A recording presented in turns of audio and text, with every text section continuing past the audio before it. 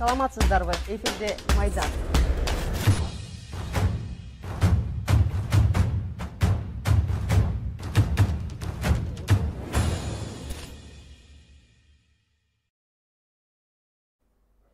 Саламатсыздарбы. Говорит ТВ телеканалының эфирінде оғысында Майдан программасы. Бүгінгі программа Ауғанстандағы авалменен байланышқан Қырғызстандың қандай тиешесі бар, жана қандай мәселе чыгышы мүмкін ақырқы оқиялардан. Біздің талқуға мұндайынан Иметейдмен Чынар Есенғұл саясаттанушы, Равшан Жиенбеков, Жоғарғы Кеңештің депутаты, бұда саясаттанушы тұры. Дағы бір саясаттанушы Айданбек Ахматұлы, Ташкенбаевсың бі, же Ахматов, уже Ахматов, жана Оразбек Молдалиев, политология илимдеринин доктору, саясаттанушы. Рахмат келгениңиздерге.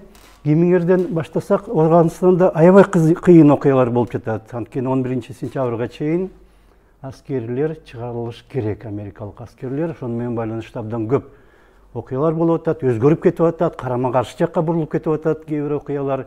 Кимиңерден биринчи баштасак? Оразбек, кандай дейсиз? Кандай десеңиз ушундай болот. Мен башында бир эмени айта кетейин. Биз 3 раундтан турат. Биринчи 40 мүнөт ушу ар ким өз турумун аныктап, кандай мамилеси ушул маселеге болгонун. Экинчи раунд 40 мүнөттөн кийин биз 4 бир цитатаны угабыз. Ар башка адамдар эме деп айтканын кайсы жактан кандай экен. Аны ошону талкуулайбыз. Анын эң аягында 10 мүнөт акыркы ар ким өзүнүн уже жыйынтыктарын эмне кылыш керек, кандай даярданыш керек, эмнени өзгөртүш керек деген сыяктуу. Анан сүйлөгөндө ар кимиңер 2 мүнөттөн ашпасыңар. Анткени көпкө уланып кеткенде, сүйлөп кеткенде мындай эме темп өзгөрүп кетиши мүмкүн. Кандай дейсиз? Кыргызстан эмне үчүн катышпайт талкууга, а Кыргызстан эмес башкалар талкуулайт Кыргызстанды? Ауғанстан менен байланыштуу. Кыргызстан Ауғанстанга бул азыркы болуп аткан маселе Кыргызстан ушундан чоң сабак ала турган маселе. Ауғанстандын тарыхын жететип, үйрөнүп, талкуулап, мына бизге аябай көп эмеси бар да, окшоштук жактары. Бизге окшоп эле булар ауғанстандыктар мына феодалдык түзүлүштөн социализмге түз өтүп кеттик деп биз мактанчубуз. Ауғанстан ошо феодалдык түзүлүштөн азыр каяка кетерин биле албай атат. Бизде эле ошол уруучулук, уруу болуп, же демократияга баш коюп аякка кете албай, азыр кайта кирип баягы конституцияда бел айткандай жол болуп, ошон үчүн биз бул Ауғанстандын тарыхын, ушул ситуацияга келгенин, ушул маселени абдан талкуулашыбыз керекпиз. Биз жететип турган маселе көп. Ауғанстан өзүнүн тагдырын өзү чечпей турат. Ауғанстан тагдырын башкалар чечип атат.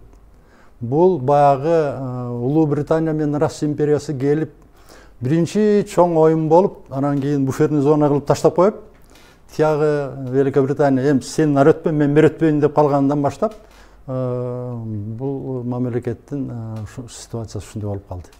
Мына бүгүн пуштундар, Талибан негизи пуштундар, борбордук бийликте деле пуштундар бар.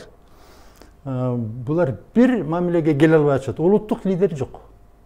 Жер жетектеген уюм жок. Лоя жырган сөзүн угушпайт азыр. Баштагыдай эмес. Ал жактан кеткен. Лоя жырга бар.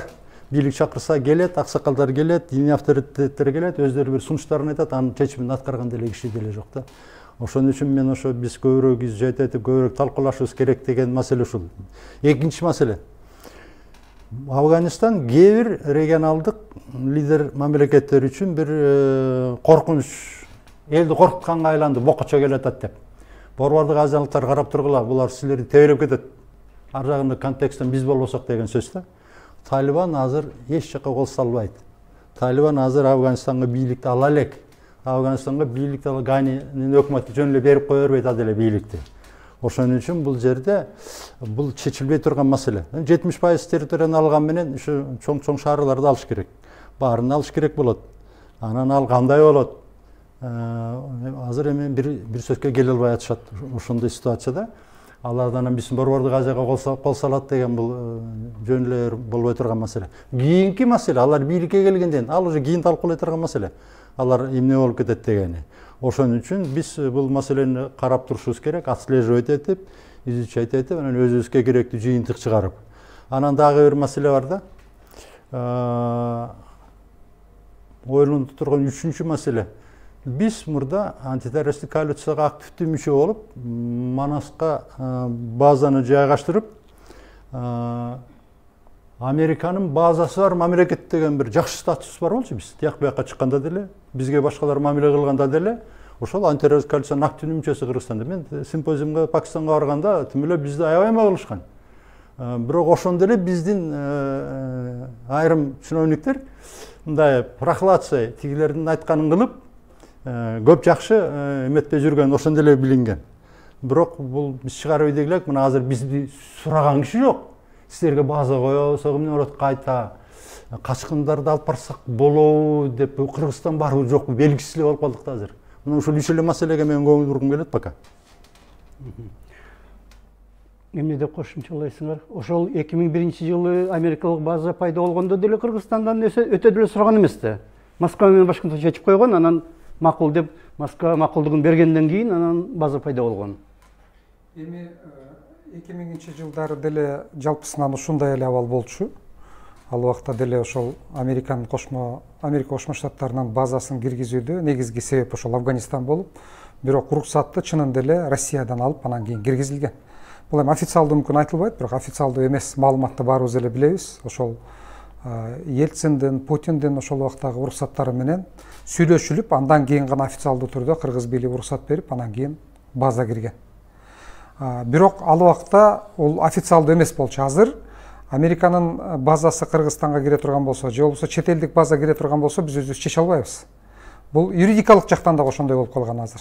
14-жылы жаңылбасам, же 13-жылы ОДКБнын уставына өзгөртүү киргизген. Ал убактагы бийлик биздин ошол уставдын негизинде биз азыр чет элдик базаны, эми ал америкалыктарга каршы киргизилген база болчу, устав болчу, закон болчу, киргизе турган болсок, биз ОДКБнын уруксатын алып, андан кийин гана киргизгенге акыбыз бар. ОДКБ уруксат бербесе биз киргизе албайбыз. Ошондуктан бүгүнкү күндө биз саясий жактан дагы, юридикалык жактан дагы Россияга толугу менен түздөн түз азыр көз карандыбыз.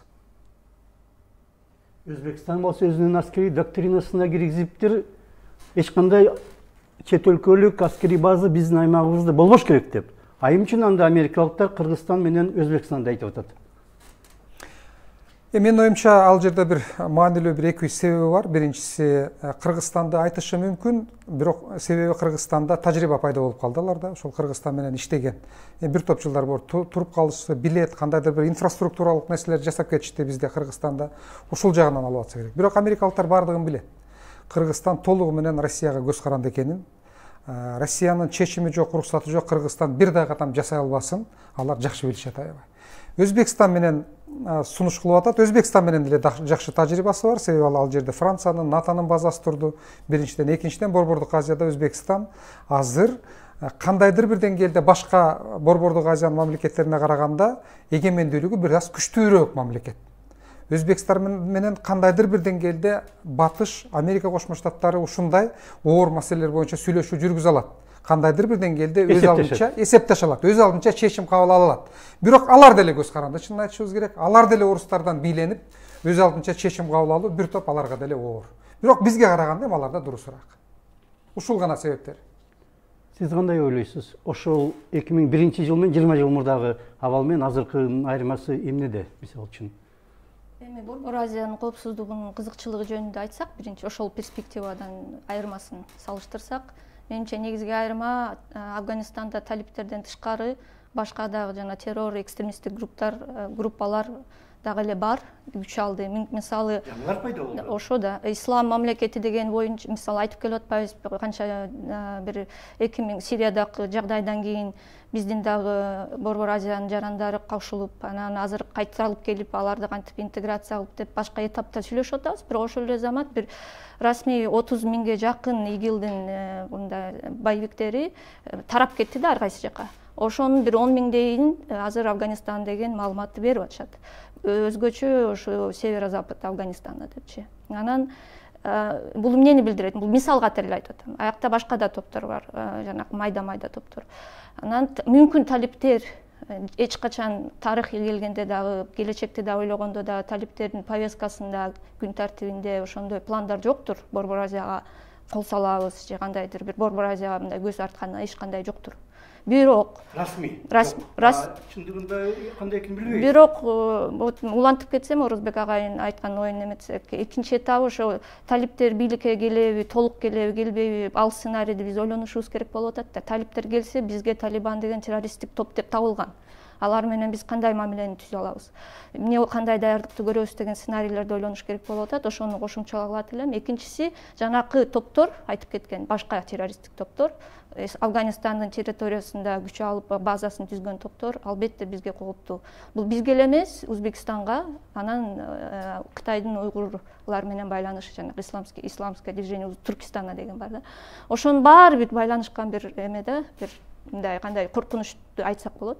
Ошол үчүн чаташкан да. Анан дагы бир айырмасы ушу 20 канча жылдын ичинде дебедиңизби?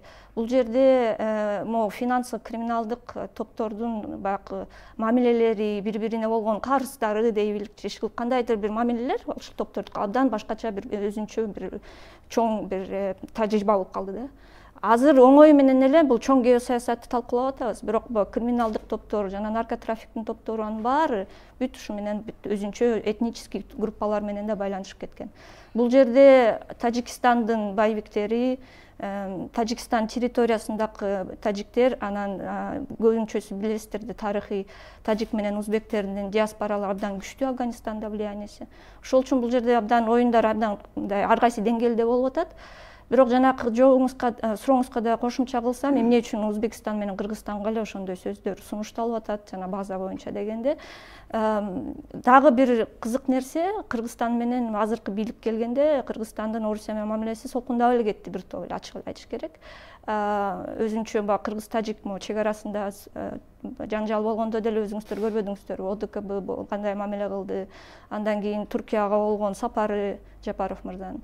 Ушунун баарын эске алганда чоң геосаясий мындай сүйлөшүүлөр, кандайдыр векторлордун өзгөрүүсү болуп атат менимчечи. Анан Өзбекстанга кайтып келгенде, Өзбекстан эч качан ОДКБга кошулбайт, бирок эң кызыгы эч качан эмне эч качан? Азырынчачы жакында бир 10 эмеде анткени Мирзиёевдин эмесинде жалпы саясатын бүт баарын карап келсек, экономика жагын, саясаттын жагын, коопсуздук жагын келгенде, ал көбүнчөсү ошо чыныгы батыш менен юг жагы, жана жаңы эле чоң конференция өттү, абдан кызыктуу. Кантип Афганистан аркылуу баягы коридорлор, транспортный коридорлорду түзөбүз деп, Южный Азия менен Борбор Азияны кошкон. Анан Кытай менен абдан катуу мамиле болуп атат. Ошол үчүн талиптер келсе дагы, талиптер менен неформалдуу сүйлөшүүлөр, Кытайлардыкы, өзбектердики, орустардыкы, ошол эки жанакы инвестиция акчаларын жоготпогондой болуп, ошол үчүн стабильностьти кармап береби деген сүйлөшүүгө барышат. Бирок жалпысы жанакы байкы кичинекей топтор, террористтик экстремисттик топтор, алардын өзүнүн повесткалары бар, алар жаман bad boys деп коет го, жаман эмелер. Ошолорго вооружение тийип эметсе, албетте жанакы этнический узбек тажиктердин байланышы аркылуу, боевой командирлер аркылуу коркунуч дайыма кала берет бизгечи. Ал өнүгүүгө албетте чоң бир көлөкөсү болуп тура берет да дайыма бизге. Айдынбек, талиптер менен кантип сүйлөшөбүз, террордук уюм деп таанылган дейт. Жакында мына 8-синде ғой, июлдун Москвага келип кетишти. Анан эмне үчүн анда террордук уюм менен сүйлөшүп атасыңар десе, Замир Кабулов айтты, Орусия чын эле тааныган эмени, талиптерди террордук уюм деп. Бирок алар менен жолукпаш керек деген тыюу жок эч жерде деп жооп бербейди. Кандай мамиле болот Кыргызстандыкы? Булардын немеси логикасы Басаев менен деле сүйлөшкөн булар. Мисалы үчүн Черномырдин өзү сүйлөшкөн. Ошол сыңар эле бул талиптер менен реалдуу күч болгондуктан Россия тарап буга чейин эле жеңишинен байланышты мамилени кармап келген. Акыркы мезгилдерде Американын өзү дагы талиптер менен Дохада сүйлөшүүлөр жүргүзүп жатканда, бул саясий, геосаясий күч катары Россия дагы өзүнчө булар менен жеңишинен ар кандай байланыштар түзүп келген.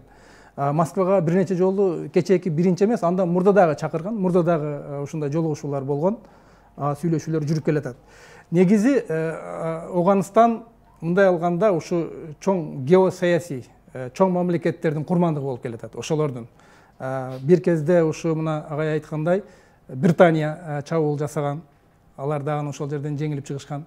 Андан кийин мына Россия Андан кийин мына Америкадагы ошондой эле акыбалга туш болуп жатат. Ошондуктан биринчи кезекте оогандыктардын өздөрүнө мүмкүнчүлүк бериш керек. Өздөрүнүн мамлекетин түзүп алыш керек булар. Ауганстан чындыгында географиялык мындай шарты дагы аябай татаал. Ошол эле учурда этникалык составы дагы аябай татаал. Пуштун бар, таджик бар, өзбек бар, хазарлар бар дегендей башка бир аябай күчтүү ушундай татаал этникалык бир контрасттуу бир немеден турган мамлекет. Бирок ушуларга мүмкүнчүлүк бериш керек. Өздөрү эмне кылам десе. Менин оюмча талиптер мурда бийликке келген учурда дагы агрессия көрсөткөн эмес. Борбор Азия мамлекеттерине карай эч кандай агрессия болгон эмес. Тескерисинче нарко бизнес кыскарган. Ошондуктан бир топ мамлекет тыңдана баштаган. Булардын ушул чоң катасы ушул Бен Ладен сыяктуу эл аралык террористтерди ошол жерге жашырып, булар диний бир тилектештикте же башка бир немеде алып кирип алып, ушундай чоң бир жаңылыштыкка, катачылыкка жол берип, бул ооган элин мына чоң трагедияга алып келди. Азыркы байланышы кандай Аль-Каида менен Талибандыкы? Булар азыр эми Аль-Каида мүмкүн байланышы кайсы бир деңгээлде тез жок деп эсептейт. Бирок Американын атайын кызматтары же башкалар бир терең байланыштары болушу мүмкүн деген божомолдорду айтышат. Биз эми өзүбүздө бир маалымат болгондуктан аны биз байланышта же жок деп айтышыбыз дагы кыйын азыркы кезде. Анан сиздин экинчи бир сурооңуз боюнча, Кыргызстандын базасы боюнча. Бул нерсе ушу Россия президенти Путиндин Байден менен сүйлөшүүсүндө ушундай сунушталыптыр деген сөздөр чыгып, андан кийин Россиянын ушу коммерсант гезити жазып чыкты. Ушул бирок бүгүн Лавров кечетен баштап анын баарын жокко чыгарып жатат. Бирок биз билишибиз керек, Кыргызстандын үстүнөн сөзсүз түрдө сүйлөшүүлөр болот. Кааласаңар бул жерди берип турабыз дегендей, алар көндүрө коебуз дегендей. Негизи биздин мамлекеттин алсыздыгы, аскердик жактан дагы, чалгын жагынан дагы бардык жогунан алсыздыгы ушул Оганстандын айланасында болуп жаткан оюндардан же болбосо ушул азыркы жүрүштөрдөн биз четте калып жатабыз. Абсолюттук түрдө. Биз менен эч ким эсептешпей да жатат. Барсыңарбы деген дагы жок, жоксуңарбы деген дагы жок. Мына Тажикстан менен кандай мамиле, кандай аскердик машыгуулар, кандай камсыздоолор бүт болуп жатат. Биз мурдакы учурда ушул Кыргызстан ОДКБнын мүчөсү катары биз дагы тийиштүү батальондорду жөнөтүп, ошол жакта Оганстандан чек араны коргоого тынымсыз катышып келген биздин жоокерлерибиз. Өзбекстан өзүнчө аракет кылып жатат, Түркмөнстан өзүнчө аракет кылып жатат. Эми жаңы бир геосаясий мындай салмак алган мамлекет катары Түркия дагы бир өзүнүн башын салып жатат ал жерге. Эгерде Түркия ал жерде ойной баштаган болсо, Кыргызстанга келип база курабыз десе, дагы бир жаңы жагдай түзүлүшү мүмкүн. Бул саясат кайсы жагына өзгөрүп, кандай жүрүш болот, азырынча так айтыш кыйын. Мына Айданбек айтып атат, өздөрү чечсин, анткени булар андай деле агрессивный эмес дейт. Мына 70-ші жылдардагы Кытайдагы хунвейбиндер окшошпу Талибан менен хунвейбиндер? Хунвейбиндердин артында бийлик бар болчу. Бул бийликтин саясатын жасаган топ болчу хунвейбиндер. Борбордук Кытайдын компартиясынын эмелери менен иштеген алар, көрсөтмөлөрү менен. Жаштар канаты. Жаштар канаты да бизде деле ошону тажрыйбаны колдонуп атпайлыбы? Жаштар крылосу партиянын баланча тикинче деп эле анан кээде ар кандай топтор пайда боло калат. Эми бул башка маселе деңизчи. Ал Хунвейбин менен салыштырганга бул жерде мындай. Талибандын артында да күчтөр бар. Талибан бирок азыр Хунвейбиндерден айырмасы өзү серьезный күчкө айланып алган. Бул ушул 94-жылдан баштап эсептегенде деле ушунча жылдан берки согуштук түзгөн деп айтып атышпайбы? Согуштук тажрыйбасын эми ал жерде мындай да, бул Молла Омар советтик аскерлер менен согушкан киши. Ошону улам ойлобойсузбу? Советтик аскерлер менен каршылышты ким уюштурган? Албетте батыштын мамлекеттери, Америка каржылаган, башында ошол турган Пешаварская пятерка, эмедеги семерка, Ирандын топтору ошолор, советтер эмесине каршы топтор. Инструкторлор ким болгон? Албетте батыштын инструкторлору болгон. Партизанский согушка үйрөткөн, тарбиялаган. Анан бир мисалда, мына 2001-жылы Гиреерде Американын аскерлери булар сунуш кылды. Саткыла баягы силердеги стингерлер калып калгандарын биз сатып алалы деп. Стингерлерди берели бербейли деп аябай чоң талкуу болгон Америкада. ошол сиңерилди бергенден анан перевес получился. Советтик армияны уже эмеси жогото баштады, вертолеттордун таасири жок болуп калды. Бул эми башка маселе. Ошол сиңер болуптур булардын колунда. Булардын колунда экен ачык айтылбайт. Анан алар деле көбүн сатпаптыр, анча мынчасын сатса керек ба, эскирип калгандар. Бул эми башка маселе. Бул эми жана ошол жана сиз айтып аткан булар сыруу тарбиялаптыр деген. Албетте ал ошо мисалы үчүн партизандык согушка жөн эле подручный средствону алып взрывчатка жасаганга, анан кийин партизанский согуштун методдорун үйрөткүч үчүн тажрыйбалуу адамдар керек. Мына мисалы үчүн жакынкы чыгыштагы эле ситуацияны алалык. Палестинанын ким үйрөттү аларды? Советтер Союзу тарбиялаган. Франциялар эмедеги жардам берген. Кайсы жерде болсо эле ошол бир мамлекет сөзүнүн тажрыйбасын берет, үйрөтөт. Ошолор жасайт. Анан бул талибандар азыр абдан согуштук жагынан башка жагынан. Анан булардын да бир маселеси бар. 96-жылы, 95-жылы бийликке келгенде буларда бир аз тажрыйбасы жок болчу башкарган жагынан. Азыр ошондон баштап мамлекетин сактап калып, Катарга көчүп барып, офисин саясий жагынан да тажрыйба алып, ошолор сүйлөшүүлөрдү ошолор жүргүзүп, анан бул жагынан дагы бир топ баштага караганда тажрыйбалуу болуп калды. Анан жанагы Аль-Каида боюнча маселе чыгып атпайбы? Аль-Каида азыр баштагыдай таасири жок. Бирок Аль-Каида бар, жок болуп кеткен жок. Бир маселени унутпайлык. Ислам мамлекети каяктан пайда болду? Ислам мамлекети Аль-Каида Иракка барып, ислам мамлекетин түздү. Ислам мамлекети, анан ислам мамлекети менен булар согушуп атат деп Москванын кээ бир лидерлери айтып атат. Бул мындай условный сөз. Талиптер ошолордон тазалап берет дейт. Ислам мамлекети, Аль-Каида, Талибан булардын конечный максаты бир. Ислам халифатын түзүш керек. Майдасышкалар боло берет. Талибандын өздөрүнүн ичинде деле келишпестиктер бар. Пикир келишпестиктер, нааразылыктар бар. Бул уже чоң маселеге келгенде алар тил табышып кетет. Анан ислам мамлекети менен башка мамлекеттердин ушуга чейин Талибан эмне ошолорду кууп жибергенге алы жетпей атыптырбы? Бул жөн эле бир баягы биздин сүйлөшүп атканыбыздын себеби ошол силерге ислам мамлекети кол салуу ийбесин деп ошолорду айтып атабыз деген эле баягы пустышка соска, баягы биздин саясат үчүн, кээ бир саясатчылар үчүн. Бул чоң саясатта бул мелочь, маселе жок ал жерде. Анын үстүнө бул эми мындай да. Бизге эмне үчүн маселе башка жагында турат. Эмне үчүн Өзбекстан менен Тажикстан жакты ээледи Талибан келип? Алар билет. Түндүк альянсты Россия, Иран, Тажикстан аркылуу курал-жарак берип турган. Жана сиз экөөбүз талкуулаган, Ошто кармалган курал-жарактар ошолор. Бир эпизод ошон үчүн Талибанга каршы булар уже ошол позицияларды ээлеп атат. Ал жерде тажиктер бар, жашап атат. Ахмад Шахмасут Касыболду кийинки бир чоң эмелери, атактуулары чыкпагы менен бар, алардын лидерлери дагы. Өзбекстандан Дустум, Абдулрашид Дустум жүрөт, жакшынакай болуп эле. Жарадары болду дейт. Жарадары болуп, кайта айыгып, анын инилери бар. Башка топтору бар алардын деле. Анан хазаралар азыр ведущий ролго чыгып алган. Шииттарында алар баштан мурун эле нишасы бөлөк болчу. Саясатка аралашчу эмес, кийинки жылдарда алар да саясатка аралашты. Так что бул жерде мозаика совсем башка азыркы эмедеги. Чын эле коркпой эле койсо болобу талиптерден? Биз үчүн Афганистандын ичинде эмне болуп атат? Албетте жалпы эми адам катарында маанилүү, бирок коркунуч катарында коркунуч жок бизге. Түздөн түз коркунуч жок. Себеби алардын ичиндеги маселелери аябагандай көп. Каржы маселеси, экономика маселеси, башкаруу маселелери, азыркы күндөгү Афганистандын ичиндеги официалдуу бийлик менен талибандардын кимиси жеңет, али деле маселе али. Толугу менен жеңип кетти деп айтыш кыйын. Себеби талибандын дагы курал-жарагы, каражат маселелери оор аябагандай. Эгерде ачыктан ачык эле Пакистан аларды колдобосо, Талибан азыркы күндө тез эле бийликке келе калат деп айтышты эле оор бир топ. Эми прогноздор бар ар кандай, бирок көп кыйынчылыктар бар да. Мен ойлойм, бизге бир 2-3 коркунуч бар Талибандан, Афганистандан. Биз ошол маселеге көбүрөөк көңүл бурушубуз керек. Афганистандан азыр келечеги бир 4 багытта эгерде моделировать этсек кеткен турат. Биринчиси, мурдагыдай эле официалдуу бийликти кармап калат дагы Афганистанды толугу менен көзөмөлгө алат. Бир вариант. Экинчи вариант. Талибан менен официалдуу бийлик тил табыша албайт, ит жыгылыш болот дагы, граждандык согуш башталат. Бул экинчи вариант. Үчүнчү вариант.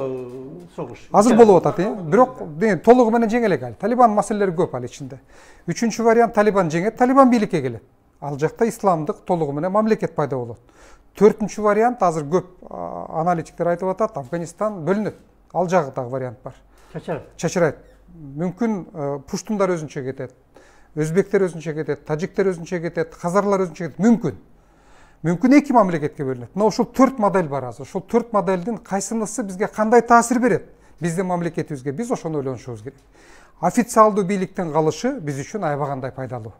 Афганистанда бүгүнкү Ганинин бийлигинин турушу, калышы, бекемделиши бизге мамлекет катарында пайдалуу, коркунуч азыраак болот. Эгерде башка вариант кете турган болсо, анда коркунуч биз үчүн кыйыр түрдө коркунучтар бар, идеологиялык коркунуч бар. Алар бийликке келгенден кийин кандай аппетит пайда болот? Баягы орусча айткан сөз бар го, аппетит приходит во время еды деп. Алар бийликке келе турган болсо, официалдуу бийлик кулап башкалар. Кандай процесстер жүрөт? Биз аны айта албайбыз. Ал келечектеги маселе. Бирок биз үчүн азыр идеологиялык бул ошол Афганистандагы талибандарды колдогон Кыргызстандын ичиндеги религиялык топтордун кыймыл аракети кандай болот? Бул улуттук коопсуздук кызматы, мамлекет буларды карашы керек. Өзгөчө религияга көп басым жасаган, билинбеген топтор. Экинчи маселе, Афганистандын артынан Тажикстан кандай плюстарды алып атат? Бул биз үчүн азыркы күндө биз конфликтке барып калгандан кийин аябагандай маанилүү маселе. Азыр Тажикстан дүйнөлүк приоритеттүү мамлекетке жана орустар үчүн приоритеттүү мамлекетке айланып калды дагы. Ал жака көп аскердик курал, күчтөндүрүү, инвестиция кетип атат. Бул биз үчүн келечекте бир топ коркунучка алып келе турган маселе. Мынакей бүгүн эле баарыбыз көрүп атабыз, алып келип туруп жанагы водозаборго кайрадан алып келип туруп камераны орнотушту. Биз эч нерсе кыла алган жокпуз, кыла албайбыз. Головнойго. Сагдиде чоң аскердик машина. Сагдиде ачыктан ачык Кыргыз тарапта ученияны баштады. Бул экинчи маселе. Үчүнчү маселе, Тажикстан, Өзбекстан, Россия өздөрүнчө учения өткөрүп атат. Бул үчүнчү маселе. Кыргызстанда дагы өтөт деп атат, андай машыгуу. Андай да өтөт атат, бирок өздөрүнчө дагы өткөрүп атат. Ошону менен бирге Тажикстанга кандай инвестиция кетип атат? Аскердик, окутуу, акчалай. Бул төртүнчү маселе. Мына ушунун баардыгы биздин келечегибизге таасир бере турган маселелер. Кытай менен дагы барып, Пекинге барып сүйлөшүп келди талиптер. Кандай болот Кытай менен талиптердин эмеси, мамилеси? Чоң геосаясий державалар ар бир өзүнүн бакы негизги чоң долбоорлорун, проекттерин экономикалык болобу, саясий болуп коргогонго аракет кылып атышат. Ошол үчүн талиптердин позициясын түшүнгөнгө аракет кылып атышат. Өзүңүздөр билесиздер, жана один пояс, один путь деп ошо чоң бир глобалдык проекти бар Кытайдын Си Цзиньпин келгенден баштап 2013-төн. Анан булардын планы албетте ошореки жанагы негизги транспорттук транзиттик проекттерин ишке ашыруу. Кытайлардыкычы. Анан ал жерде Индия көп колдоп айтат. Ошол чоң проектисин Кытайдын жанагы бир алкак бир жол дегендечи. Анан Индия менен Пакистандын мамилесин дагы көп жакшы эмес экенин билесиздер. Кашмирден башталып азыр деле. Ошол үчүн бул жерде жанагы Южный Азия деп коебуз го. Ошореки клубок мамилелери Пакистан, Индия, Пакистан талипке кандай колдоо көрсөтөт, Афганистандагы жагдайга кандай таасир этет. Ошорекин баарын эске алуу менен Кытай өзүнүн оюнун ойноп атат, өзүнүн долбоорлорун, талиптердин кандайдыр бир лидерлерин менен бир келишимдерге келип, ошо талиптер бийликке келсе деле биякта айтылган сценарийде ошореки жанагы транспорттун транзиттик коридорлор жана инвестициялары, жолдору, алар көздөгөн проекттер ишке ашырууну ошоркиге аракеттер. Мүмкүн акча жагынан да кандайдыр бир сатып алып койгон жокпу? Мотивация, акча жагынан да мотивация болот деп айтып атпайм. Алардын бир жакшы бул жерде түздөн түз таасир бар. Эгерде биз ала турган болсок, талиптердин артында Пакистан турат десек, Пакистан менен Кытай абдан катуу байланышта. Кытай ошол Пакистан аркылуу дагы океанга да чыгып жатат. Транспорттук жана бир алкак бир жол дегенди дагы ошол Пакистан аркылуу негизинен турмушка ашырып жатат. Ошондуктан бул жердеги чынжырча Кытай, Пакистан, Афганистан чоң мааниге ээ. Ошол эле учурда эгерде Афганистанда булар менин оюмча тынчтыкты орнотконго, булар да контролдогонго абдан кызыктар. Себеби Түркмөнстандын газын же темир жол болобу ушул Афганистан аркылуу алып өткөнгө буга чейин ушул Американын көзөмөлдө тургандыгы тоскоолдук жаратып келген бул иштердин ашырышына. Азыр эми ушул Кытай, Пакистан аркылуу Афганистанды толук көзөмөлдөй турган болсо, анда ошол долбоорлорду бул тараптын күчү мындай геосаясий утушка ээ болот. Бирок аларга каршы, албетте мына айтылгандай, Индия каршы. Индия Гани баштаган өкмөттү колдойт булар. мындай светтик мындай мамлекет катары Индия көбүнчө бул тарапка басым жасайт. Түндүк тарапка Россия ыктап турат, батыш хазарларды, шииттерди Иран колдоп турат. Мына ушундай чоң мамлекеттердин талоонунда турган Оганстанда азыркы кезде ушул нерсе жүрүп жатат. Бунун аягы эмне менен чыгат? Кайсы тарап утуп кетет? Кандай болот? Бул азыр айтыш кыйын чындыгында. Бирок ушул Пакистан эгерде реалдуу бир мындай күчкө ээ боло турган болсо, таасир эте турган, талиптер бийликке келе турган болсо, анда ошол Кытай, Пакистан, Оганстан мындай үстөмдүк кыла турган күчкө айланат. Кошуп кетет элем да, менин жеке оюмда. Пакистан менен Кытайга болот. Шурки, морки, цепочкагачы эмне дегенде, жанагы Кыргызстандан өтө турган темир жол канча жылдан бери сүйлөшүп келип атат. Кытай, Кыргызстан, Өзбекстан деп. Анан акыркы Жапаров мырза Өзбекстанга барганда дагы өзбектер керек болсо биз деле салып берелик, биз деле каржылайлык эгерде салынбаса деген ошондой бир сүйлөшүүлөр болбоду. Муну эмнеге мен айтып атам? Анткени өзбектерге, Өзбекстанга бул двойной лендлок деп коет. Бул эме Борбор Азиянын ортосунда да. Анан океанга же сууга жетиш үчүн, портторго жетиш үчүн булар эки мамлекеттен өтүш керек да Өзбекстан. Ошол үчүн Өзбекстанга биягына да тиягына да чыгыш үчүн, өнүгүү болуш үчүн булар бүт тараптар менен азыр аракеттин жасап атышат да. Бирок эң негизгиси Кытай менен байланышса дагы, Кытайдын товарлары нары тияк жака кетиш үчүн, Индийский океан жака кетиш үчүн. Ошол жерде Афганистандагы жагдай маанилүү. Ошол үчүн өткөн 15-16 июлда жакында эле Ташкентте чоң деңгээлде бир чоң конференция өттү. Ошо транспортный связанность депчи, Южная Азия менен Борбор Азиянын. Ошол жерде Кытайлардын позициялары да көбүрөөк ачык болду. Ушул жерде менимче азыр Өзбекстан ушул оюнду ойноп атат, ушул цепочкага кошулуп атат жалпысы. 94-жылы Талибан пайда болгондо, анда да ушундай сөз болбоду беле, жанагы куур салыныш керек, газ кууру. Түркмөнстандан океанга чейин деп, тиякта согуш болуп атканча согушту токтотуш үчүн бир күч керек, күчтүү талиптерди тандаган деп атышат батыш. Азыр кандай? Бул Талибандын чыгып калган себеби ал транспортный коридорлордун идеясы кийин пайда болду. Бул Пакистан өзү Борбордук Азия менен соода кылыш үчүн караван жөнөткөн. 94-жылы. Караван Кандагардын жанынан перехватывать этилип калганда, булар талиптерди жиберген. Силер жардам бергиле. Ушул караванды куткарып, нары өткөргөнгө деп курал-жарак берип, курал-жарак биринчи ошондо берилген буларга. Алар аябай эффективдүүлүгүн көрсөтүп, баягы машыгып, силер айткандай чыруу башкалар тарбиялагандар, алардын ташталканын чыгарып, самолетторуна чейин, танкаларына чейин ээлеп алып, Кандагар мына кээ бир исследовательдер жазып атпайбы? Күтүлбөгөн жерден эле 94-жылы Кандагарда Талибан пайда болду деп. Ал ошол жерде аренага чыкты. Ал Талибан мурда эле бар болчу. Просто баягы чабышка түшүлүк болчу да. Ошол караванды, бул пробный караван болгон. Мунун артында Пакистандын жетекчилери турган караван болгон. Анан ошолордун башына идея келди. Мына ушинтип эле коридор жасап Талибанга кайтартсак болот турбайбы деп. Батыштын эмелерин чакыра башташты. Келгиле. Могул жерден Борбордук Азиядан газды Иранга бербейле дегенге алар сүйүнөт да. Мындай эле түз эле тартып кете беребиз деп. Ал идея ошондо пайда болгон. Юнакал бирок алар айткан, Калифорния компаниясы. Могул жерге бир бийлик келип, коопсуздукту камсыз кылмайынча мен проводко акча бербейм деп койгон алар. Алар Эмгише жок да. Практичный кишилер алар. Конечно, коопсуздукту эч ким камсыз кыла албай калды. Анткени Талибан бийликке келбей калды. Талибан бийликке келип, Кабулду алганда мына биз талкуу болгон Гармиште. Ошондо ЦРУнун бывший сотрудниги айтты. Афганистанды бириктире ала турган Талибандан башка күч барбы деп мындай уверенность менен айткан. Чын, Талибан бириктирмек. Бириктирди, бирок аяк жагы Америкага сокку түшүп кетпеди. 2001-жыл. 2001-жылы Бен Ладен келди, Бен Ладенди бербей койду бергиле дегенде, Бен Ладендин акылдуулугу мындай болду. Талибан уже мамлекет түзүлүшкө кирген. Мен азыр ошого баягы сактап калды деп атканыбыз ушул да.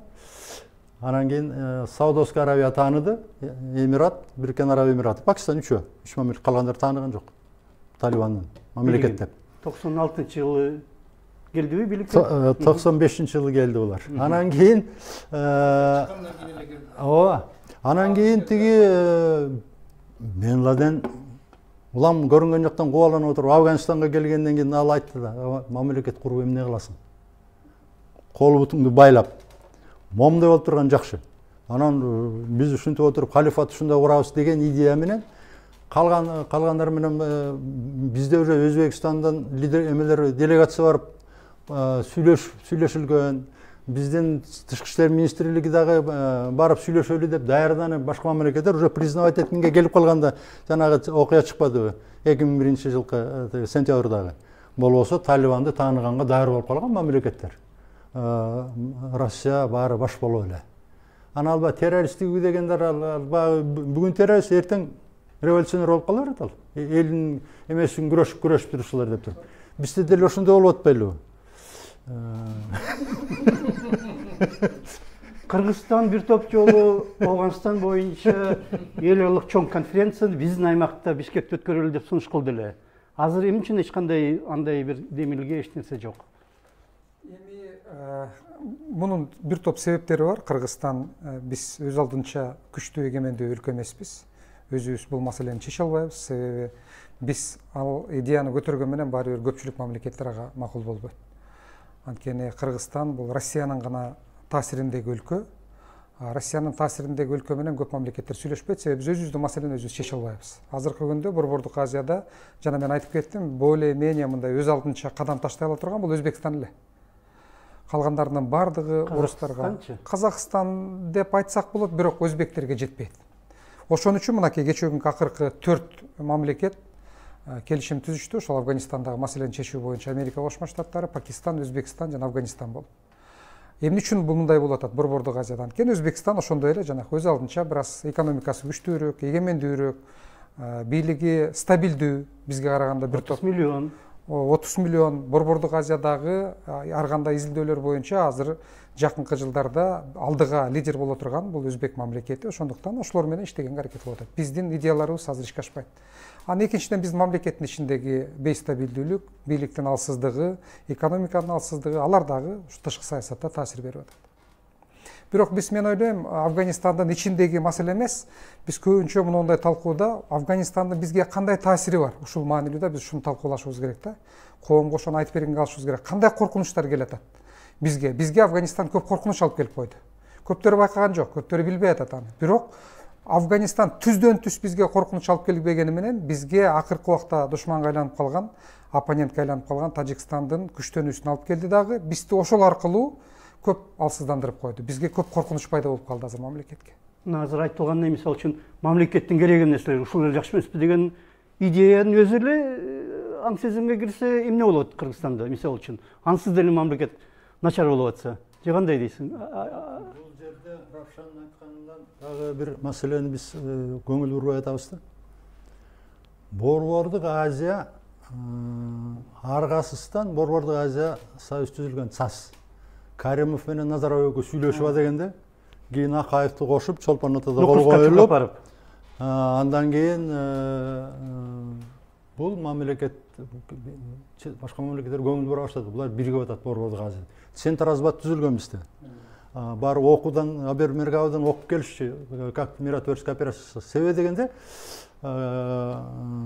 Карабах конфликт болду, Молдова Днестровый конфликт, Кавказда конфликттер болгондо Россияга миротворческий эмени бербей койду. Анткени силер участоксиңер деп.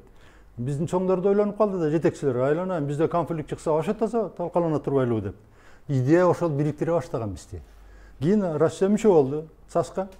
Андан кийин айтты, баарыбыз эле таможенный союз бар болчу ал кезде. Таможенный союзга мүчөбүз, ОДК, ДКБга мүчөбүз, баарыбыз СНГнын мүчөсүбүз. Эми бул ЦАСтын эмне кереги бар? Бир эле жойуп эле салалы, ал кезде ЦАЭС болуп калган. Россия жойдуруп салды.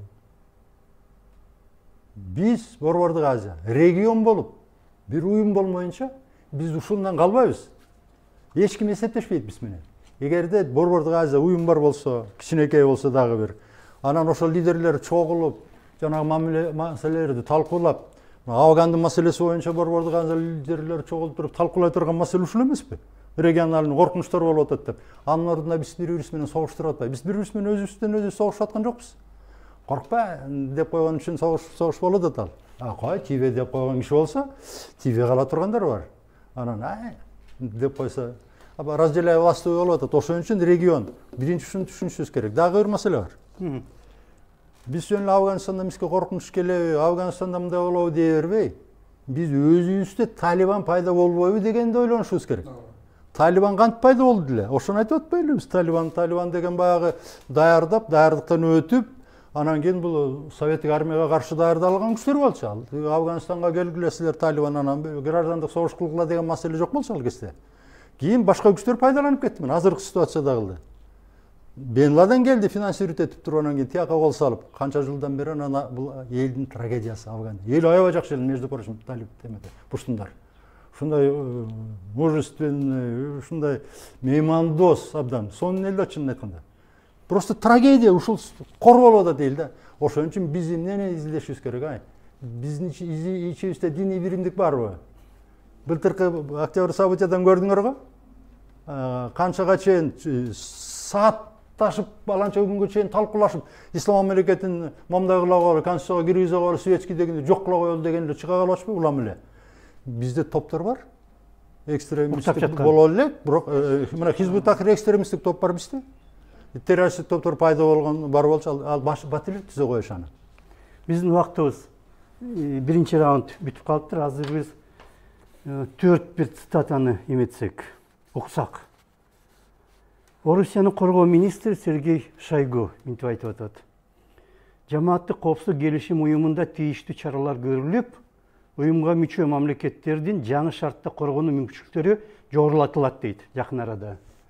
Экранга чыкты го. Исламабад менен Тегеран катышпаса, Ооган маселесин чечүү мүмкүн эмес дейт.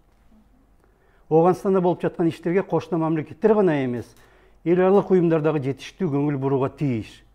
Чет мамлекеттин ири өлчөмдөгү аскери 20 жыл бою өлкөдө болгонуна карабай, Батыш альянсы саясий турукташтыруу жана мамлекеттик башкаруу системасын түзүү багытында орчундуу жыйынтыкка жете албаганын моюнга алыш керек. Москвадагы жогорку экономикалык мектептин БШЭ эл аралык экономика жана дүйнөлүк саясат факультетинин директорунун орун басары Дмитрий Суслов. АКШ менен Батыш Европа мамлекеттеринин аскерлери Ооганстандан чыгарылып жатканда алар ичара согушту токтото ала турган саясий жөнгө салуу иштерине кызыктар кетип аткандар. Аны менен катар бул мамлекеттер башаламандык уланып, талиптер бийликке ичара согуштун жеңүүчүсү катары жетишин каалабайт. Саясий жөнгө салуу дегеле болуш үчүн Батыш мамлекеттери талиптер менен дагы сүйлөшүү жүргүзүүгө аргасыз жана аны жүргүзүп жатат. Нью-Йорк Таймс гезитинде баарыңар уккан болуш керексиңер. Мар Мазетти жана Джулиан Барнес деген эки журналист жазып чыккан июндун башында. Америкалык аскерлер 20 жыл бою Ооганстанда болгондо көпчүлүк аскери аракеттери ЦРУ башкарган. Жана эми ал өлкөдөгү аскери базаларынан айрылат. ЦРУ такай Талибан кыймылы гана эмес, Аль-Каида жана ИГИЛ уюмдары менен эмне кылып жатканын иликтеп келген. Америкалык дипломаттар азыр Борбор Азиядагы мурдагы базаларга кайтып келүү мүмкүнчүлүктөрүн караштырууда. Андай базалар мурда Өзбекстан менен Кыргызстанда болгон. Жана Талибан кыймылынын расмий билдирүүсү Дохадан жазылган го. Биз мурда бир топ жолу ишенимдүү айтканбыз. Башка мамлекеттердин коопсуздугуна зыян тийгизүү иштерине биздин өлкө аймагы пайдаланылбайт. Жана башка мамлекеттерге дагы биз кайрылып, өз аймагы менен аба мейкиндигин бизге каршы пайдаланууга мүмкүнчүлүк бербөөгө чакырабыз. Ооганстандан аскерин чыгарып кетип жаткан АКШ башка Борбор Азиялык мамлекеттерде калууну көздөйт деген маалыматтар акыркы мезгилде көп пайда боло баштады. Бирок Ооганстандагы бейстабилдүүлүк менен согушка дал ошол чет элдик аскерлер себеп болгон. Ошондуктан биз кошуна мамлекеттерге кайрылып, эч кимге андай уруксат бербөөгө чакырабыз. Эгер уруксат берилип кетсе, анын кийинки кесепеттерине ката кетирген ошол кошуна мамлекеттер жооптуу болот дейт талиптер. Кандай ушул 4 пикирге, 4 билдирүүгө мамилеңер жана кандай комментарий айтыласыздар? Ушул 4 пикирден ушул Ооганстанда түзүлгөн татаал, чырлуу кырдаалга жараша ар бири өзүнчө туура жагынан туура келет да. Мисалы үчүн Россиянын коргоо министринин Шойгунун билдирүүсү дагы Пакистан жана Ирансыз чечүү мүмкүн эмес дегени дагы. Иран өзүнчө шииттер аркылуу, башка тажиктер аркылуу, Афганистандын батышы аркылуу, расмий Кабул аркылуу таасир этсе, Пакистан түздөн түз ушу талиптер аркылуу. Демек, аларсыз Ооганстанда кырдаалга таасир этиш кыйын. ошол эле пакистандыктар талиптерди курал жагынан башка жагынан камсыздап келишкен. Иран болсо тигилерге жардам берип келген. Россия азыркы кезде өзбек диаспорасы ири, андан сырткары Түндүк альянс мурдатан колдоп келген тажиктер аркылуу. Булар ошол эле учурда талиптерге дагы, пуштундарга, ошолорго дагы байланышка чыгып, кырдаалды кайсы бир деңгээлде өздөрү таасир эткенге аракетин жасап жатат. Кыскараак эметсек, биздин базага, биздеги базага боюнча болсо, бул эми менин оюмча бул мүмкүн эмес. Кыргызстан үчүн Россия буга жол бербейт. Мурда бир айтылган сөздөр болушу мүмкүн, ойлор, максаттар ушундай база Кыргызстанда же Өзбекстанда болуп калышы мүмкүн деген. Эми Түркия бул оюнга кире турган болсо, Түркиянын талабы бир сунушу болгон болсо Кыргызстанга, ал Оганстандагы аэропортко жооп бере турган болуп атпайбы Түркия? Эгерде Түркия ошого каршы чыгышты го талиптер, каршы чыгып жатат. Бирок азыркы кезде ушул саясатты жүргүзүп жатат. Түркиянын өзү баш тарткан жок да. Эгерде бул ошол жердеги оюнга аралашып калабыз дей турган болсо, анда Кыргызстанда бир таяныч пунктун түзөбүз десе, анда Кыргызстандын жетекчилиги ойлоно турган дагы бир жагдай пайда болот. Дагы кимдер? Мен ойлойм, биз бул жерде ар бир тарап өзүнүн улуттук жана уюмдук кызыкчылыктарын айтып атышат да. Бул туура ар бир мамлекет өзүнүн кызыкчылыгын ойлошу керек. Биздин улуттук кызыкчылык бул маселеде эмнеде турат? Мен жана айтып кеттим, биз Афганистандын ичиндеги маселени чече албайбыз. Кийлигише да кылбайбыз. Бизди эч ким кийлигиштирбейт ал жака. Кийлигишкен күндө дагы биздин эч кандай добушубуз жок. Эч маселе чечпейбиз. Биз мамлекеттин ичиндеги абалды карашыбыз керек. Бул аябагандай маанилүү менин көз карашымча. Жана мен айтып кеттим, анын түз жана кыйыр таасирлери бизге кандай кыйынчылыктарды алып келиши мүмкүн. Биринчиси, Байка айтып кеткен, жана мен айтып кеткен, биздин мамлекеттин ичиндеги религиялык экстремизм маселеси. Идеологиялык Талибандын идеологиясын Кыргызстанда тарата турган, уктап аткан, жашыруун, билинген, билинбеген топторду көзөмөлгө мамлекет алышы керек. Бул аябагандай бизге коркунуч жарата турган бир багыт. Экинчи маселе, биз Тажикстан менен азыркы күндө каалайбызбы, каалабайбызбы, согуш абалында жашап аткан мамлекетпиз. Кайсы күнү согуш башталып кетет, эч ким билбейт аны. Бул жагына караганда Тажик мамлекети, аскерлери мурда Афганистанга чейин биздин аскерлерден аскердик профессионалдык деңгээли 4-5 эсе жогору болсо, азыркы күндө Афганистандагы маселе чыккандан кийин 10 эсе күчтөндү. Профессионализм жагынан дагы, аскердик жагынан дагы. Бул биз үчүн улуттук кызыкчылыгыбызга коркунуч алып келе турган маселе. Биз мамлекеттин ичинде реформаларды, эффективдүү башкарууну, элге адилеттүүлүк маселесин бекем кармабасак, бизге ушул аркылуу мамлекетке бейстабилдүүлүк келүү мүмкүнчүлүгү аябагандай жогорулап баратат. Кимиңиздер пикир айтасыңар? Жанагы ЦРУнун айтылганынан, Талибандын айтылымы менен кичине бир ой менен бөлүшкүм келип атат. Жалпысынан биз билебиз да, кызык экен да, ушу тарыхта ушундай боло берет экен. Талиптерди өзү ушу Пакистандын спецслужбалары менен америкалыктар жазады деп баарыбыз эле айтып келебиз, билебиз дегендей. Бирок ошол эле замат кийин Советтер Союзу жок болуп, 94-жылдан баштап Талибан күчкө алып, ошол кийин Америка өзү талиптер менен күрөшүп калды да. Анан азыр америкалыктар кетип атканда бир ой келип атат да. Талиптер эмнени каалап атат мына азыркы бул жерде турган эскертүүдө базаны ачпагыла деп атат, коңшу мамлекеттерге. Бирок ошо Американын базасынын ачылбаганда дагы кайсы чоң геосаясий державалар кызыктар? Бул Кытай менен Орусия. Ошол үчүн менче биз деген ошо мындай ички эле саясат эмес, туура айтылып атат. Бизге бул эмне кандай коркунучтан тышкары дайыма ички менен тышкы саясат же дүйнөлүк чоң саясат дайыма байланышып атпайбы? Ошол үчүн бул жерде биз деген биздин Орусия менен болгон мамилебизге абдан чоң маселе мындай караш керек болуп атат да. Оңой мындай эмоцияга алдырбайчы. Азырынча менче азыркы бийликтер мындай түшүнүксүз болуп атат да. Орусия менен мамилебиз кандай болоручу. Ал жерде албетте оңой эле айтыш, биз көз карандыбыз дегенден мурун ошондой болуп келгенбиз. Бирок ошол эле замат биз өзүнчө мындай күчтүү мамлекет курабыз десек, баарда бул держава болбосо да башкасынан көз каранды болуп калганга барбашыбыз керек деген мындай сабактарды алып чыксак болот деген ойда.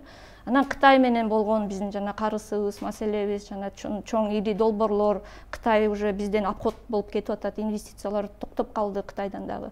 Ошонун баары албетте ушу бир эле державанын көзүн карап калуу, бир тышкы саясатты жогорку деңгээлде алып бара албагандык болбосо экен деген эле ойду айткым келип атат да. Бизде көп тараптуу дейт го, многовекторный. Тараптар көп, бул саны. бирок ошо тараптардын сапаттуу тышкы саясат, сапаттуу эл аралык мамилелер жүргүзүү абдан чоң бир повесткада турган маселе болсо деген ойдомун. Баарынын көңүлүнөн калдык биз.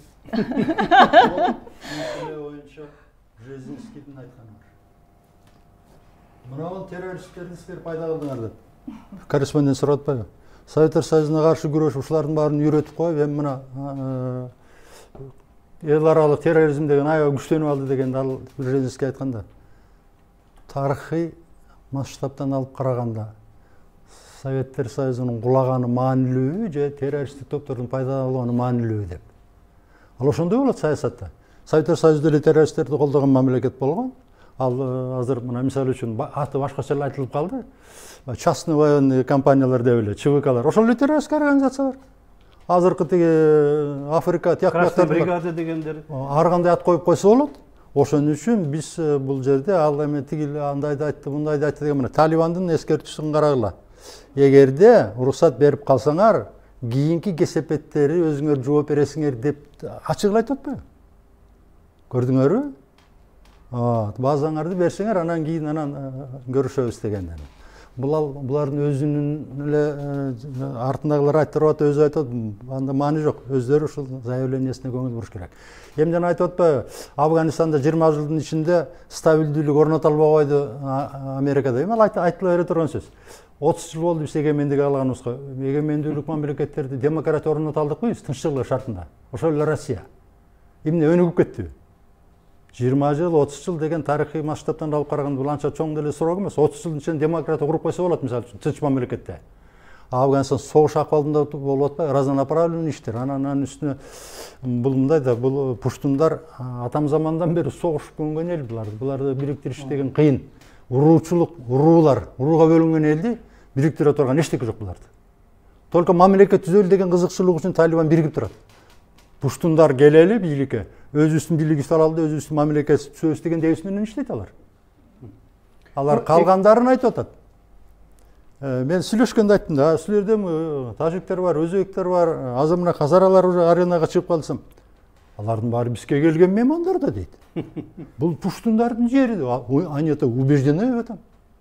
Аларга биз албетте керек, биз аларды мусулмандар дейт. Аларга эч ким притеснять этпейт дейт. Бирок алар кызматта орунда беребиз дейт биз, мамлекеттик эмелерден. Бирок биздин мамлекет болуш керек дейт. Экинчи маселе бар. Пакистан до конца колдойбу Талибанды? Ошол жерде маселе бар. Пакистанга азыркы ситуация выгодный. Себеби дегенде зона свободных племенде пуштундар жашайт. Линия Дюранттын сыртында калып калган алар. Теги Пакистанга карап калган территория, алар Афганистанга карай турган территория. 96-жыл срогу бүткөн, Дюрант койгон срок, 100 жылдык срок. Ошол берилбей атат. Алар кошулса, булар еще влиятельныйраак болот. Бүт жана Бен Ладен да ошол жакка жашын жүргөн.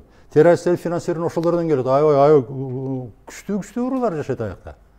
Анан экинчиден жанагы чек ара деген маселе. Булар чек ара дегенди бир аябай усилиттетти да Пакистан чек арасын. Анан бирөө Пакистанга барам деп атат Кабулдан.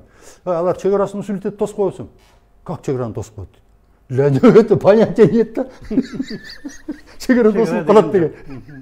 Ушундай шартта. Убактыбыз эметип кетти, узарып кетти мына экинчи раунд. Бир 7 мүнөттөй калыптыр, анда кыскача ар ким 1,5 мүнөттөн анда эмне кылыш керек, эмнеге көңүл буруш керек, кандай нерсе пайдалуу Кыргызстан үчүн дегенге эметсек. Ошол эле эме менен баштабайлыбы? По часовой стрелке. Мен жана айткан эле ойлорумду мындай жыйынтыктап айта турган болсом, биринчиси бул биздин баягы билим берүү системасына, деги биздин элдин аң сезимине, ошо диндин ролуна, светтик билим берүү, ушунун баарына аябай чоң көңүл бурсак деген биринчи чакырымда. Анткени жанагы спящий ячейка деп сүйлөшүп кеттик. ИГИЛ пайда болгондо 1000ге жакын биздин жарандар кошулду. Канчасы каза болуп кетти аякта Ирак менен Сирияда. Чыгып айтайын деген бул жөнөкөй маселе эмес, чоң терең себептери бар, бирок негизги себептер ошо билим берүү жакта, социальный сферада болуп атат да менимче. Экинчиси бул биз жана айткан тышкы саясаттын сапаты болуп атат. биз менен эмнеге ушинтишин эле эч ким уже мындай считать этпей калды, эске албай калды. Анткени биздин өзүбүздүн позицияларыбыз жок болуп атат, так болбой атат, унчукпай айтабыз. Биздин керек болсо жараныбызды тигинтип берип коюп атабыз жөнөкөй эле. Чыгып абдан кооптуу абал болуп атат да, чоң геосаясий оюндарды алганда. Ошол үчүн ушул жагына дагы бир күчтүү аналитика кылып, жана жакшы айтылгандай биякта ар кайсы модель развитияны сценарийлер менен иштеп чыгып, ошого бир тезирээк бир жакшы кадр эксперттерди тартса деген экинчи ойдон. Анан үчүнчүсү кыскача айтканда ушундай талкуулоолорго ушундай көп да сиздер дагы журналисттер дагы ушу жардам берсеңиздер, ойлорду жеткирип анализдеп, кимиси ким экен деп. Анткени өткөндө бир талкууга катышып калсак, бизде дагы ошоки талиптер же ислам дининен карап, религия факторду карап колдогусу келгендердин комментарийлери абдан көп болду да. Ошол үчүн албетте мен талиптерди жаман жакшы деген жокмун, кеп деген ошо башка аспекттерин көрбөгөн биздин жарандар эл пайда болуптур дегенде эле көңүл буруп кетет. Рахмат. Кыска, 1 мүнөттөн анда. Мен жанагындай эле айтам, мен түздөн түз Афганистан бизге коркунучу жок, бирок кайыр түрдө бизге чоң таасир берет. Биздин экономикага, башкарууга, аскерге жана чек ара маселелерге өзгөчө. Себеби менин оюмча, менин прогнозумда Афганистан бөлүнөт. Келечекте жакынкы убактарда, жакынкы жылдарда мүмкүн 2, мүмкүн 3 мамлекетке. Бирок ал бөлүнүү бизге каршы болот. Тажикстан бекемделет. Себеби ал жакта 10 миллионго жакын тажиктер бар. Бир жаңы болсо 8-10 миллион тегерегинде болуш керек. Тажикстанга караганда көп ал жакта. Ал жакта көп. Экинчиси өзбектер аябакта күчтүү, алардын бардыгы ушунчалык согушка көнгөн, профессионалдуу согушчандар. Ал Тажикстандын позициясын биз азыркы күндө аябагандай чоң конфликтте турган чек ара маселесинде, экономика маселесинде аябагандай күчтөндүрөт, бизди бир топ алсыздандыра турган маселе. Ошон үчүн биз бийлик улут катарында эффективдүү болушубуз керек. Мамлекеттин ичинде бир топ маанилүү чечимдерди кабыл алышка туура келет, эгерде биздин бийлик ошого жөндөмдүү боло турган болсо. Эгерде алардын бардыгын эске албай турган болсок, анда бизди дагы жакынкы убактарда бир топ бейстабилдүүлүк күтүп атат. Менин оюмча, улуу державалар Афганистанды бир стабилдүүлүк алып келе алган жок. Эми алардын өзүнө мүмкүнчүлүк бериш керек. Оғандықтар өз мамлекетин өзү түптеп алганга мүмкүнчүлүк бериш керек. Биз болсо өзүбүздүн белибизди бекем буганды, ошол Тажикстан менен маселебизди чечип алганды, экономикабызды бекемдегенди, мамлекетибизди бекемдегенге киришибиз керек да. Чындыгында жамааттык коопсуздук келишими уюму дагы бизди бул маселеге тарткан жок. Биздин мүмкүнчүлүгүбүз дагы башка дагы жоктугун айтыштыбы же билбейм. Мисалы үчүн Россия ошол Тажикстанда машыгып өткөрүп, Өзбекстан менен сүйлөшүп, кайсы бир деңгээлде Түркмөнстан менен дагы бир координация кылып, бирок биз менен эч кандай координация, эч нерсе жок. Ошол эле учурда Казакстан менен дагы. Демек биз мына Равшан мырза айткан нерсе жагдайга көңүл бурушубуз керек. Тажикстан маселеси бизде эң орчун, ошол чек араны бекемдешибиз керек. Ал эми оғандарга өзүнө мүмкүнчүлүк бериш керек. Өздөрүнүн тагдырын өздөрү чечсин. Биз Коопсуздук кеңеши деген уюм бар бизде. Жакында укрупнять этип, орун басардын кызматында бердик. Ал жигиттани мен Афганистанда жолугуп жүргөнбүз. Талатты айтып Ал эми бул жерде маселе мындай. Анализ жасаш керек. Бүгүн мамлекетке ички тышкы кандай коркунучтар бар. Экинчиден, ошолорго каршы кандай аракеттер жасашыбыз керек деп, керек болсо тышкы саясатты, ички саясаттын концепцияларын кайта иштеп чыгыш керек. Бул бир системный иш жасабасак, биз бүгүн бирөө муну айтып, эртеси күнү муну айтып, ошол жакка эле кирип кетип атабыз. Азыркы ой эмне болуп калды? Мыйзамдарыбызды кантип конституцияга ылайык келтирип алып туруп, кандай кылып ушу президенттик башкарууну киргизип алабыз дегенден башка ой жок бизде. Анан ошол башкаруунун баарын киргизип алганда мамлекетибиз сакталып калабы жокпу, ошону ойлонушубуз керек биз. Мамлекетибиздин элдин биримдигин чыңдамайынча, биз Равшан мырза туура айтып атат. Биз эмне ушу сөзсүз эле бир Тажикстан же башка бирөө кол салганда эле бирге калып, анан калган убакта эле биз эмне тамтаракай болуп жүрүшүбүз керек. Ошон үчүн бул жер системный иш керек. Анан кийин кадрлардын деңгээлин жакшыртыш керек. Ушул биздин октябрда жардам бердилер деген критерийден кичине башка эмечиш керек да. Бар эле айланып келип биздин мамлекеттин ичинде кандайбыз, кандай жөндөмүбүз бар, кандай мүмкүнчүлүгүбүз бар, ошого байланышкан. Эгер ошол маселе болбосо, анда биздин абалыбыз мындан дагы оорлойт. Башкаларда эсептешет эле. Ооба. Ошон үчүн эсептешпейт. Жанагы Айданбек айткан, Чакырбай айткан, алар ишенип атат. Кыргыздарга айтсак эле даяр алар. Макуланда биздин убактыбыз бүтүптүр, 1 саат өтүп кетиптир. Биз бүгүн Оғанстандагы абал жана анын Кыргызстанга кандай таасир болушу мүмкүн деген Оғанстандагы акыркы окуялары талкууга бизде кайра мынандай айланма айтайын, мен Чынар Эсенгул болду, саясаттануучу, жогорку кеңештин мурдагы депутаты Равшан Жээнбеков, саясаттануучу Айданбек Акматов жана Орозбек Молдалиев, политология боюнча доктор. Рахмат сиздерге. Жакшы деп коюп турсуңар. Бул абдан дагы бир топ балким талкуулай турган маселе кийин дагы убакыт. Рахмат сиздерге. Саламатта болуңуздар. Саламатсыздарбы? Эфирде Майдан.